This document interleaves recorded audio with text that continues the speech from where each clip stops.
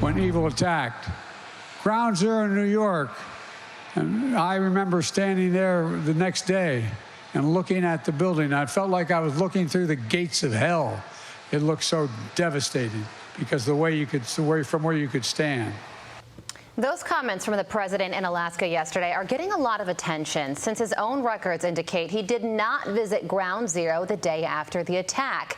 Instead, he's seen here on the Senate floor that very day. OutKick host Tomi Lahren joins us now. Tomi, look, this does appear to be another Joe Biden lie based upon all the evidence we have presented. So if Joe Biden can't even handle the ceremonial aspects of the job of being president at this point, why does any Democrat think he can last another week in office, much less another 4 years?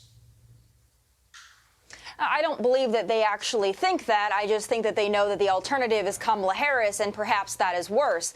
But, you know, 9/11 has the incredible ability to bring Americans together. It's sad that we do come together because of a tragedy, but Americans really do come together as they did after those terrorist attacks in 2001. So as the leader of the free world, you really only have to do 3 things on that day. You have to show up to a memorial site, you have to not lie, and you have to maybe, I don't know, not unfreeze billions of dollars to the world's foremost state sponsor of terror. Joe Biden couldn't do any of those 3. So let's just take that in for a moment. Very simple, couldn't handle any of those 3 things. But he repeatedly lies. And so the question is he lying because he has dementia and he doesn't remember, a problem? Or is he just simply a lying dog-faced pony soldier, which also is a problem? Any way you spin this, a problem. Yeah, and he used that dog-faced pony soldier line a few times when he was in Vietnam and made a speech there. This comment, though, about when he went to the 9/11 site, he apparently, it's looking like the White House says that he actually won on September 20th, so over a week later. But it does go to the issue over his age and his mental capacity, and typically Biden-friendly media outlets are now covering stories about this, including this headline from CNN: White House press secretary ends news conference as Biden is still responding to questions.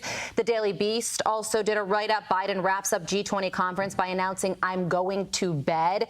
Now some of Biden's staffers are responding to these articles on X. One person said, "Here on Earth, we saw the president start his day in India at the G20, end the day in Hanoi with a substantive and detailed 40-minute press conference at 9 p.m. That's White House Principal Deputy Press Secretary Olivia Dalton. So she's defending her boss. Will that work? Well, it's great that they are defending their boss. I think we would all expect that from them. But, you know, they're really applauding him for putting in a full day's work. I don't think that that should be the minimum for the president of the United States, that you're able to last from morning until night. Apparently, that was a rare exception for the president. As we know, he doesn't like to get up early, and he often likes to end the day quite early. Whether he's on vacation or in the White House doesn't matter. This man does not put in a lot of hours. But the frustrating thing here is most Americans look at the president and his age, and not just the president, but several others that serve in leadership capacities, and they say there is no job in the private sector where somebody of that age would be gainfully employed, especially if they were exhibiting signs of cognitive decline. But yet we let this man run the country. And the frustrating thing, this also goes back to the first point, the frustrating thing for me about the coverage of Joe Biden and his age is either he's misremembering things because he's old or he's lying. But you can't have both. You can't say that he is tip-top, ready to go, but sometimes he forgets things. You got to pick one or the other. Tomi, thank you so much for joining us. And with that, Fox and Friends starts right now.